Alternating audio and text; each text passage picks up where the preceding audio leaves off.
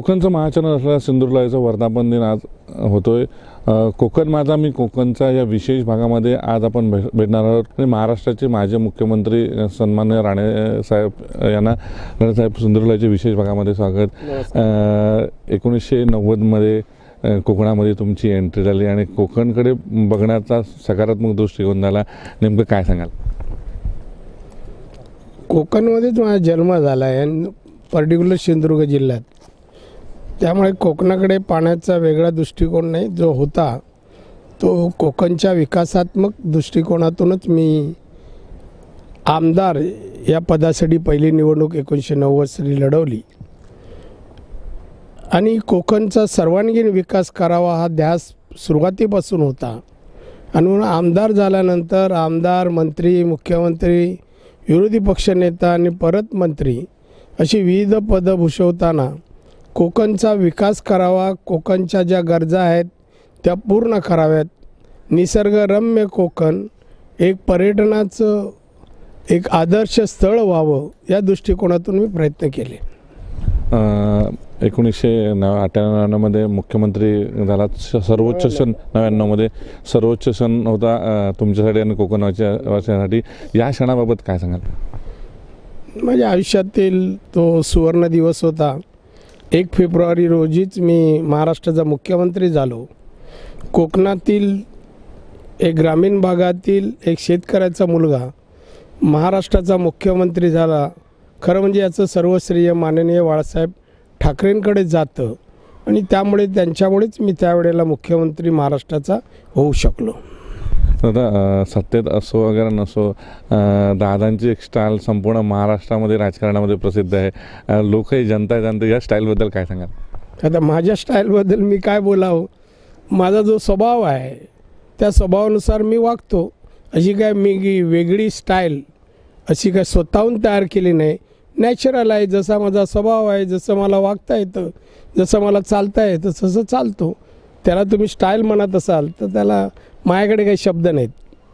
दादा, तुम्ही जे करता हे भव्य दिव्य असतं। पडव्याचा जो प्रकल्प होतो ते तुमचं स्वप्न आता पूर्ण होतं आहे। ह्या भव्य दिव्य प्रकल्पाविषयी काय सांगाल? नाही, माझा स्वभावच आहे, जे काय करावं ते भव्य दिव्य लोकांना आवडेल असंच करावं। मी अनेक जे प्रकल्प केले ते सगळे असेच केले। इंजिनिअरिंग कॉलेजही जवळपास 50 एकरमध्ये आहे, मेडिकल कॉलेज 70 एकरमध्ये आहे।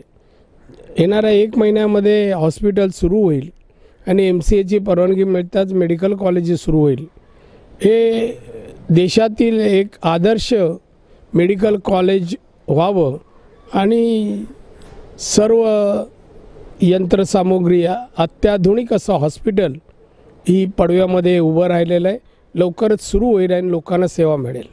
कॅम्पस आहे, मेडिकल टुरिझम आम्ही या ठिकाणी आणू पाहतोय। जगातले रुग्ण इथे आणावे आणि आमच्या चांगल्या हवेमध्ये निसर्गरम्य या भागामध्ये त्या रुग्णांना चांगली सेवा द्यावी आणि त्यांना ठणठणीत करून परत त्यांच्या देशात पाठवावं अशा रीतीने आमचा दृष्टिकोन मेडिकल टुरिझमचा आहे। आणि म्हणून त्या दृष्टीने आम्ही जगातल्या अनेक देशांशी आम्ही संपर्क साधला आहे की जे आपले रुग्ण दुसरीकडे पाठवतात आणि त्यांना सेवा देतात, अशा देशांशी संपर्क साधतो आहे। त्यांना आवश्यक त्या गोष्टी आम्ही त्या कॅम्पसमध्ये देतो आहे। एक 5 स्टार पण उभं राहील त्या कॅम्पसमध्ये की रुग्ण आणि रुग्णांचे नातेवाईक सुरुवातीला येतील, तिथे राहतील नातेवाईक वगैरे। रुग्णांसाठी हॉस्पिटलमध्ये पण रुग्णांच्या नातेवाईकांसाठी आम्ही जेवणाची राहण्याची व्यवस्था करतो आहे। असं हॉस्पिटल देशात नसेल अशा रीतीने एक अत्याधुनिक सर्व सोयी उपयुक्त असं हॉस्पिटल मी सिंधुदुर्गात तयार केलं आहे। सातत्याने 90 पासून आतापर्यंत 28 वर्ष कोकणसाठी झटत असताना कोकण घडलं पाहिजे असं मनामध्ये तुमच्या असं, भविष्यात कोकण होण्यासाठी अजून कशा प्रकारचे प्रकल्प व्हावेत असं वाटतं आपल्याला? नाही, कोकण कोकणच आहे। लोक यापूर्वी म्हणायचे स्वित्झर्लंडसारखं कोकण करूया, आम्ही काही दिवसांनी म्हणू की कोकणसारखं स्वित्झर्लंड करूया आणि ते करण्याचा माझा प्रयत्न आहे। शेवटचा प्रश्न, सिंधुदुर्गाचा आज वर्धापन दिन होतोय, सातत्याने आमच्यासोबत तुम्ही आहात, कशा पद्धतीने सिंधुदुर्गाला शुभेच्छा देणार आहात? मी मनापासून शुभेच्छा नेहमीच देतो आणि तुमच्यासाठी तर माझ्या कायमस्वरूपी शुभेच्छा आहेत। कोकणातील तरुणांनी नवीन नवीन क्षेत्रात सोशल मीडिया म्हणा किंवा चॅनल क्षेत्रात अतिशय चांगलं काम करावं. शेवटी मीडिया आहे हे क्षेत्र म्हणजे देशाच्या संविधानामध्ये चौथा स्तंभ म्हणून मान आहे तुमच्या मीडियाला. आणि त्यामुळे लोकांना अतिशय प्रामाणिकपणे अति खऱ्या बातम्या वास्तववादी चित्र लोकांसमोर न्यावं. विविध विषयाचं प्रबोधन लोकांना करावं. तरुणांना आधुनिकतेचं नवीन तंत्रज्ञानाचं ज्ञान तुमच्या मीडियाच्याद्वारे त्यांच्यापर्यंत पोचवावं. असं जर काम कराल तर नक्कीच तुमचं जे हे चॅनल आहे किंवा तुम्ही ज्या क्षेत्रात आहात तिथे तुम्हाला यश मिळेल आणि ते यश मिळो अशी बराडे देवीला प्रार्थना करतो.